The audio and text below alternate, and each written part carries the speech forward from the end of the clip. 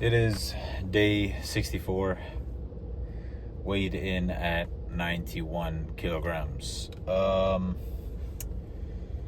not in my work uniform because I just finished my physiotherapy appointment. I got off work.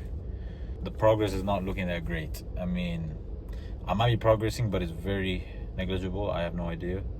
But all that I know is my wrist still hurts, and I definitely cannot do as many sports as I used to. Hopefully that may change soon, inshallah. Regarding the journey of Islamic development, I have stopped reading because I actually found myself wanting to look up tafsirs, especially from the first surah alone. I mean the second chapter, Baqarah, because I found it really hard to follow things that were being referenced to Surah Al-Araf and things like that. So I just thought, let me at least learn about the lives of the prophets before getting into the surah, so I'm not fully blank. So I've been looking at the stories of the prophets from YouTube videos, and most of them stem from talks from and lectures from Mufti Mank or Bilal from Australia. I think Bilal Asad. But yeah, it's going good. I actually just realized the amount of things I didn't even know from the stories and lives of the prophets. So yeah, from the stories and lives of the prophets, may Allah bless them all. So I just started Prophet Ibrahim's story with Ismail, peace and blessings be on them. And so far what I have to say is, from the stories of the prophets Adam, then Sheeth or Seth, then Idris or Enoch, then Noah, then Hud and Saleh. It seems like the main stories, the main lessons to draw from it are the idea of, Prophet Adam and Sheeth were moralities and following God's commandments and not wanting to fold from your desires,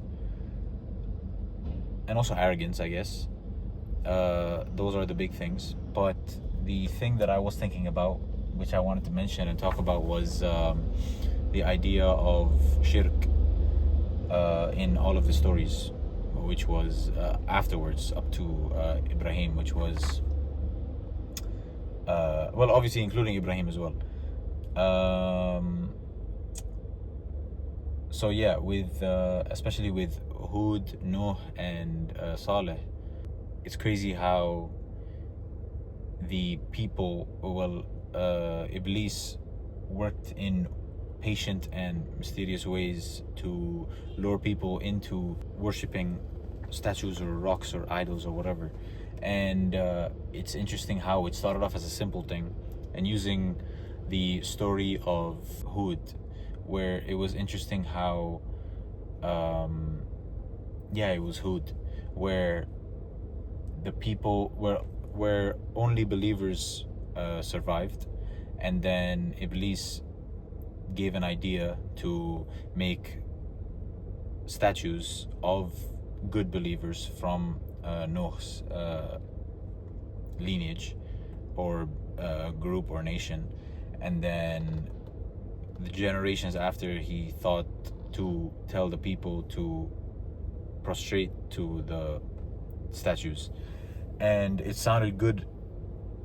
And in the different times and the different messages from Iblis to each generation, it's interesting how you can apply that to today, where submitting to Allah is the sane and correct and right thing to do, objectively.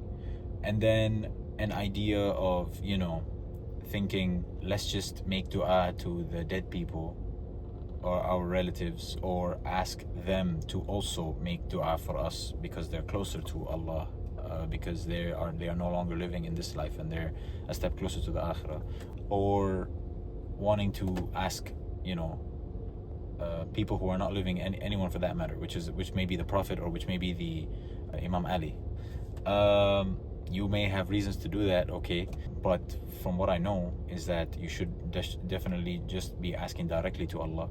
So it's interesting to see step by step how things may seem to make sense, and it may seem to be fine, but you may slowly just be moving towards the wrong direction ultimately, and be moving towards shirk. And if you think about, and obviously the point of these stories is to ponder and get lessons from it, so while knowing that the truth is the Quran being divine revelation, so we know that these for a fact did happen, these stories, so we should be taking serious learnings and lessons from it. So it's interesting to see how Allah had so much anger after giving so much mercy to these disbelievers, and despite letting them get by for so long and sending these prophets and messengers to them, they still chose to disbelieve and still chose to follow their desires or reject the truth. And shirk made him so mad that he sent destruction their way. That just tells you how you need like a reality check and need to consider what you're doing in terms of your methods or your ways of worship, So yeah, that's all I have to say regarding those points. Assalamu alaikum wa rahmatullahi wa barakatuh.